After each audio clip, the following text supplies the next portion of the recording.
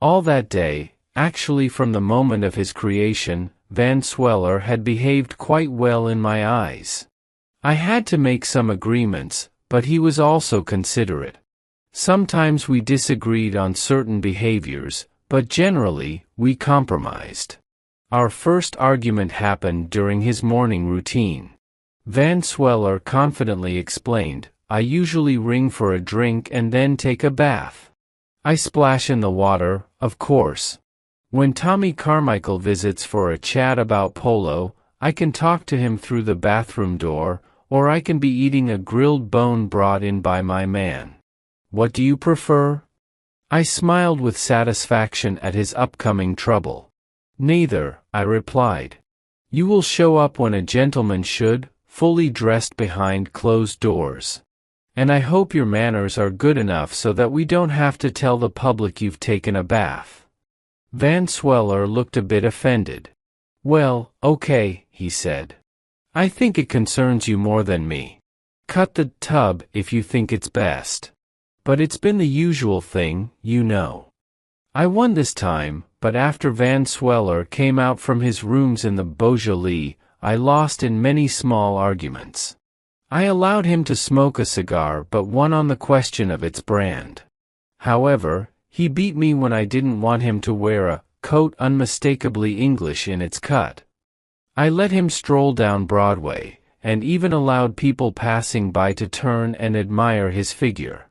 Later, he went to the club and saw Freddie Vavasseur, polo team captain, enjoying grilled bone number 1. "Dear old boy," started Van Sweller, but I quickly grabbed him by the collar and pulled him aside with little courtesy. Van Sweller's talk annoyed me. "Speak like a man," I said sternly. "Using those mushy words is not manly. That man is not dear, old, or a boy." Surprisingly, Van Sweller looked pleased. "I'm glad you said that," he said heartily. "I used those words because I've had to say them often. They're contemptible. Thanks for correcting me, dear old boy." Still, I have to admit that Van Sweller's behavior in the park that morning was almost perfect. His courage, dash, modesty, skill, and loyalty made up for everything. Now, let me tell you the story. Van Sweller was part of the Rugged Riders, a group famous for making war with another country. Among his friends was Lawrence O'Roon, a man Van Sweller liked. A strange and risky thing happened in the story. Van Sweller and O'Roon looked very similar in their faces, bodies, and appearance. After the war, Van Sweller used his connections, and O'Roon became a mounted policeman. One night in New York, old friends celebrated, and in the morning, mounted policeman O'Roon, not used to strong drinks, another risky idea in fiction, found the ground moving like a bronco. He had no stirrup to save his honor and badge. Noblesse oblige? Definitely. So, out trots Hudson Van Sweller in his comrade's uniform, looking very much like him. It's all fun for Van Sweller, who's rich and important enough to safely act as a police commissioner doing his duty if he wanted.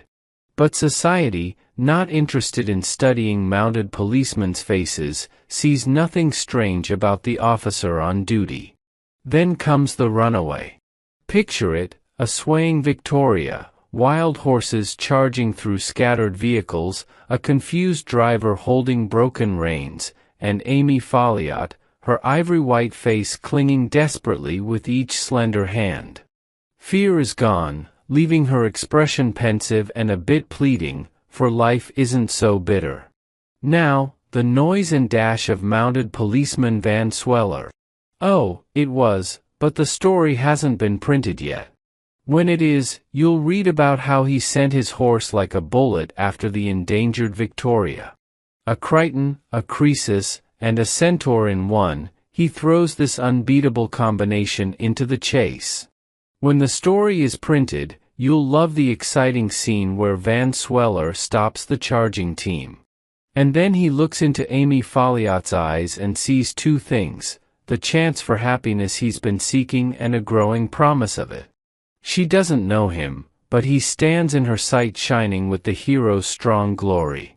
According to the golden, affectionate, and illogical laws of love and light literature, she's his, and he's hers. That's a special moment. It'll excite you to learn that in that important time, Van Sweller thinks of his buddy Arun, who's cursing his spinning bed and unsteady legs in a West Side hotel room while Van Sweller holds his badge and honor. Van Sweller hears Miss Folliot's voice thrillingly asking for her savior's name. If Hudson Van Sweller, in his police uniform, saved the life of the pulsating beauty in the park, where is mounted policeman Arun, in whose territory the deed is done?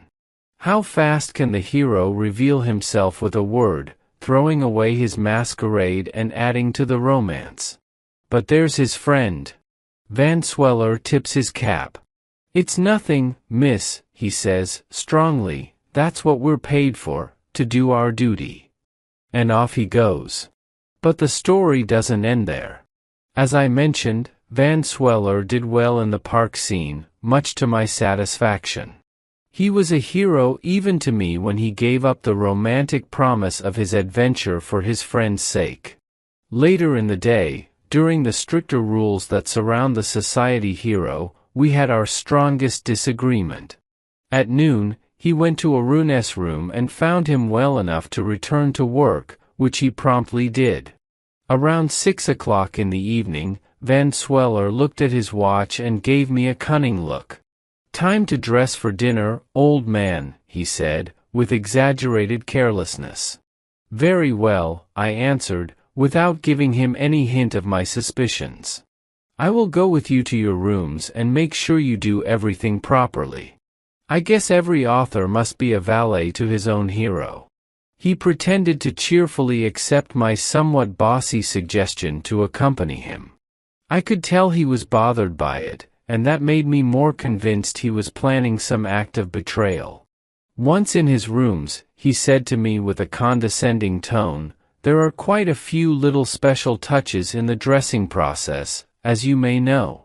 Some writers rely on them a lot. I guess I'm supposed to ring for my man, and he's supposed to come in quietly, with an expressionless face." "He can come in," I said firmly, "and only come in. Valets don't usually enter a room shouting college songs or with a St. Vitus's dance on their faces. So we can assume the opposite without unnecessary exaggeration." "I must apologize," continued Van Sweller, gracefully, "for bothering you with questions, but some of your methods are a bit new to me. Should I wear a fancy suit with a really white tie, or is there another tradition to be overturned?" "You'll wear," I replied, "evening dress, like a gentleman. If it's too full, blame your tailor. And I'll let your supposed knowledge decide if a white tie gets any whiter by being immaculate. And whether a tie that's not white, and therefore not immaculate, could ever be part of a gentleman's evening dress, I'll leave to your conscience. If not, then the perfect tie is included in the term dress, and saying immaculate adds either too many words or envisions a man wearing two ties at once." With this gentle but necessary correction, I left Van Sweller in his dressing room and waited for him in his library. About an hour later, his valet came out, and I overheard him calling for an electric cab. Then out came Van Sweller, smiling, but with that sneaky, secretive look in his eye that puzzled me. "I believe," he said casually, as he smoothed his glove, "that I'll go to, for dinner." I sprang up, angered by his words. This, then, was the petty trick he had been planning to play on me. I faced him with a stern look that even his aristocratic poise couldn't shake. "You'll never do that," I exclaimed, "with my permission." "What kind of return is this," I continued, heatedly, "for the favors I've given you? I added a Van to your name when I could have called you Perkins or Simpson. I bragged about your polo ponies, your cars, and the strong muscles you got when you were the lead oarsman in your college team. I created you as the hero of this story, and I won't stand for you ruining it. I've tried to make you a typical young New York gentleman of the highest social status and breeding. You have no reason to complain about how I've treated you. Amy Folliot, the girl you're supposed to win, is a prize for any man, and her beauty can't be matched, assuming the right artist illustrates the story. I don't understand why you're trying to spoil everything. I thought you were a gentleman. What exactly are you objecting to, old man? Asked Van Sweller, sounding surprised. To your dining at 5, I answered. The pleasure would be yours, no doubt, but the responsibility would be on me. You're deliberately making me look like a tout for a restaurant. Where you dine tonight has no connection with the plot. You know very well that the story requires you to be in front of the Alhambra Opera House at 11:30, where you'll rescue Miss Folliot a second time as the fire engine crashes into her cab. Until then, your movements don't matter to the reader. Why can't you dine out of sight somewhere, like many heroes do, instead of insisting on an irrelevant and vulgar display of yourself? My dear fellow, said Van Sweller politely, but with a stubborn tightening of his lips, I'm sorry it doesn't please you, but there's no help for it. Even a character in a story has rights that an author can't ignore. The hero of a story of New York social life must dine at 6, at least once during its action. Must, I echoed, disdainfully. Why must? Who demands it? The magazine editors, answered Van Sweller, giving me a glance of significant warning. But why? I persisted. To please subscribers around Kankakee, Illinois, said Van Sweller without hesitation. How do you know these things? I inquired, with sudden suspicion. You never came into existence until this morning. You're only a character in fiction, anyway. I created you. How is it possible for you to know anything? Pardon me for referring to it, said Van Sweller with a sympathetic smile, but I have been the hero of hundreds of stories of this kind. I felt a slow flush creeping into my face. I stammered, I was hoping, that is. Oh, well, of course, an absolutely original conception in fiction is impossible these days. Metropolitan types, continued Van Sweller kindly, do not offer much room for originality. I've sauntered through every story in pretty much the same way. Now and then, the women writers have made me do some strange things for a gentleman, but the men generally pass me along from one to another without much change. But never yet, in any story, have I failed to dine at 7. You will fail this time, I said emphatically. Perhaps so, admitted Van Sweller, looking out of the window into the street below, but if so, it will be for the first time. The authors all send me there. I fancy that many of them would have liked to accompany me, but for the little matter of the expense. I say I will be touting for no restaurant, I repeated loudly. You are subject to my will, and I declare that you shall not appear on record this evening until the time arrives for you to rescue Miss Folliot again. If the reading public cannot conceive that you have dined during that interval at some one of the thousands of establishments provided for that purpose that do not receive literary advertisement, it may suppose, for all I care, that you have gone fasting. Thank you, said Van Sweller rather coolly, you are hardly courteous. But take care. It is at your own risk that you attempt to disregard a fundamental principle in metropolitan fiction, one that is dear alike to author and reader. I shall, of course, attend to my duty when it comes time to rescue your heroine, but I warn you that it will be your loss if you fail to send me tonight to dine at 6. I will take the consequences if there are to be any, I replied. I am not yet come to be a sandwich man for an eating house. I walked over to a table where I had left my cane and gloves. I heard the whir of the alarm in the cab below, and I turned quickly. Van Sweller was gone. I rushed down the stairs and out to the curb. An empty hansom was just passing. I hailed the driver excitedly. "See that auto cab halfway down the block?" I shouted. "Follow it.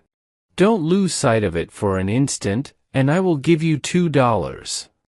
If only I had been one of the characters in my story instead of myself, I could easily have offered $10, $25, or even $100.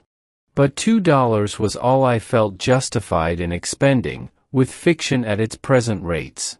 The cab driver, instead of lashing his animal into a foam, proceeded at a deliberate trot that suggested a by-the-hour arrangement. But I suspected Van Sweller's design, and when we lost sight of his cab, I ordered my driver to proceed at once to 9. I found Van Sweller at a table under a palm, just glancing over the menu, with a hopeful waiter hovering at his elbow. "Come with me," I said, inexorably. "You will not give me the slip again. Under my eye, you shall remain until 11:30. Van Sweller countermanded the order for his dinner and arose to accompany me. He could scarcely do less. A fictitious character is but poorly equipped for resisting a hungry but live author who comes to drag him forth from a restaurant. All he said was, "You were just in time, but I think you are making a mistake. You cannot afford to ignore the wishes of the great reading public." I took Van Sweller to my own rooms, to my room. He had never seen anything like it before. "Sit on that trunk," I said to him, "while I observe whether the landlady is stalking us. If she is not, I will get things at a delicatessen store below and cook something for you in a pan over the gas jet. It will not be so bad. Of course, nothing of this will appear in the story." "Juba." "Old man," said Van Sweller, looking about him with interest, "this is a jolly little closet you live in. Where the devil do you sleep? Oh, that pulls down. And I say, what is this under the corner of the carpet? Oh, a frying pan. I see, clever idea. Fancy cooking over the gas. What larks it will be. Carpet, oh, a frying pan. I see, clever idea. Fancy cooking over the gas. What larks it will be. Think of anything you could eat?" I asked. "Try a chop, or what?" "Anything," said Van Sweller, enthusiastically, "except a grilled bone." 2 weeks afterward, the postman brought me a large, fat envelope. I opened it and took out something that I had seen before, and this typewritten letter from a magazine that encourages society fiction. "Your short story, The Badge of Policeman Arun, is herewith returned. We are sorry that it has been unfavorably passed upon, but it seems to lack in some of the essential requirements of our publication. The story is splendidly constructed, its style is strong and inimitable, and its action and character drawing deserve the highest praise. As a story per se, it has merit beyond anything that we have read for some time. But, as we have said, it fails to come up to some of the standards we have set. Could you not rewrite the story and inject into it the social atmosphere and return it to us for further consideration? It is suggested to you that you have the hero, Van Sweller, drop in for luncheon or dinner once or twice at 10, or at the 11, which will be in line with the changes desired.